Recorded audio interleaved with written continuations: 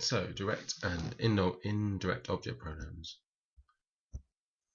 So what are they? Well, a pronoun generally replaces a noun. So in this sentence, I bought the jacket yesterday. It replaces the word jacket. I bought it in the market. So that is a direct object pronoun. At the bottom here, we've got indirect object pronouns, which in English can either be for you, for me, for her, for us, for them, anything with for and a pronoun, or to me, to you, to him, to them, to us, etc. So, often in English, we put this at the end of a sentence, but in Spanish, we can use a pronoun that we put in a different position. So I bought the jacket for you. We gave it to them. The for you and to them are the indirect object pronouns. So what are the pronouns? So we've got me, which is me, te, which is you singular, lo, which is it when it's a masculine thing or a masculine object, le when it's a person, a masculine person, la when it's either her or it. It could be a female person for the her. Nos, us, os, you, los, them when it's an object and a masculine. Less when it's people and they're masculine or mixed. You can have male and female mixed, and we tend to use the less form. And then las when it's just female people or it's feminine objects. So where do they go? Well, there's various positions, and again, you use the bits that you want to use. Some of this is advanced, but generally speaking, we use it before the first verb, the first conjugated verb. So le veo todos los días. I see him every day. So I've made in red the pronouns, the direct object pronouns, and then you can see the verb in bold. Me llama esta tarde. She is calling me this evening. Lo compré en el mercado. I bought it in the market. So the it replaces the. This is the lo. Los he comido esta mañana. I've eaten them this morning. Now this one, I said it goes before the first verb. So he comido is the perfect tense. E is the first verb in the perfect tense. So that's what goes before the e, not before the comido. More advanced is if you put it at the end of infinitive. So quiero comprarlo. I want to buy it. The it was referring to the buying, not the wanting, which is why it goes on the end of the infinitive comprar. Van a visitarnos. They're going to visit us. Again, they're not going us, but they're going to visit us. But you can, for the near future, put the nos at the beginning of a sentence if you want to in the future. So it could be nos van a visitar. Another use of the infinitive here, me gustaría ver. After gustar, we always have infinitive. Me gustaría veros. I'd like to see you in the plural form. And even more advanced is when we use it in the continuous tense, or when we use it with gerunds, or sometimes they're called present participles. So estoy comiéndolo, or lo estoy comiendo, I'm eating it. It can go in two positions. It can either go at the end of the gerund, comiendo, comiéndolo, in the first case here. But what you also have to note here, there's an accent. So when you put the lo on the end, you need to put an accent on this vowel here. If it was an AR verb, you'd put it on the A. For example, visitando. Here we've got an example, visitando les. We've got the accent on the A. Or we can put the pronoun at the beginning, lo estoy comiendo. Either way is fine. But as you can see the red relates to the it and the two positions you can have it in. I've just given an example in the imperfect tense. Estábamos visitándoles. We were visiting them. Or les estábamos visitando. Again, remember about the accent. Imperatives is slightly more complicated. So if you see the imperatives video, that will give you an idea of where to put them. But we don't generally use imperatives for written forms. Indirect object pronouns are almost the same, really. They just mean something slightly different. So we've got me, to me or for me, te, to you or for you, le, to or for him or her or it. Notice this time le is for all of them when it's indirect. Nos, to you or for us, os, to you or for you, less to you, to them or for them. Okay, so there's the indirect. So the difference is it says to or for before the pronoun, in this case to or for me. So where do they go? Exactly the same as direct object pronouns. If you rewind it back, you'll be able to see where the direct object pronouns go. They always go generally before the first verb. So in this case, te compro algo especial. I'm buying you. Now in English we drop the for, but that's what it literally means. I'm buying for you something special. I'm buying something for you, something special for you. Les daré sus libros. I will give their books to them. Okay, or I'll give them their books. Vamos a decirle que no. We're going to say no. to him. Got the le on the end of an infinitive here. Again, we could have put the le at the beginning. Le vamos a decir que no. Either position, as we said, in the near future. Or estamos hablándole esta mañana. We're talking to him this morning. Again, you could take the accent off and put the le at the beginning when you're doing the continuous tense.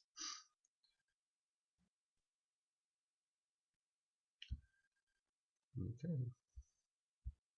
So, and if you have more than one pronoun, sometimes you might have a direct and an indirect object pronoun. So in that case, you put the direct first, and the indirect first, and then the direct. So the indirect first, and then the direct. So I've related them by bolding and underlining the indirect in both cases, in English and Spanish. Red is where the direct object pronoun is, and I put blue for the verb. So me lo compra mi madre. My mum is buying it for me. It being the direct object pronoun, for me indirect. Okay. Nos la había dado. He had given it to us. It being the direct, to us being the indirect. Vamos a daroslo. We're going to give it to you. It being the direct, and to you being the indirect. In this case, I've used the plural you form.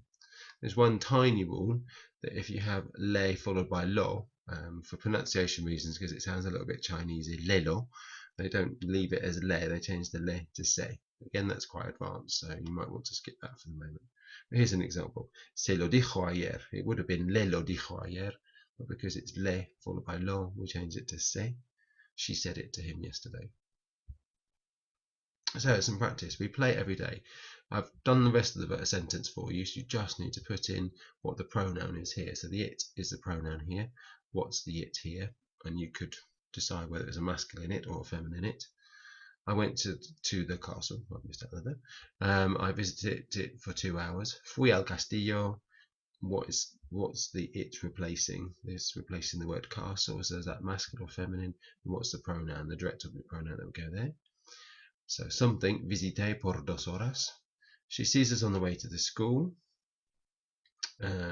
She sees us, is the pronoun here. Us needs to go here. Ve al ir al instituto. They like eating them. Les gusta comer. And this is the use of infinitive plus the direct object pronoun. So what is the them that we'd put here? And he is calling me. So the me would go here. And the llama is he is calling. So what would we put here? Okay, pause it here if you want to have a go, and then we can look at the answers. So the first one you should have put either lo or la, jugamos todos los días, depending on whether whatever the game is or the activity that you're playing is. And then I went to the castle, I visited it for 2 hours. Fui al castillo lo, because castillo is masculine. So we put lo visité por 2 horas. She sees us on the way to school. Nos ve al ir al instituto. So the us becomes nos. They like eating them. Les gusta comerlos. Note here that it's all one word. Comerlos is one word. And he is calling me. Me llama. He's calling me. Okay, what about indirect object pronouns? So here we go. Are you giving to me a present? We wouldn't necessarily have to in there in English, but that's literally what it means. It tells us it's an indirect one. So what's the to me that we'd put here? Das un regalo.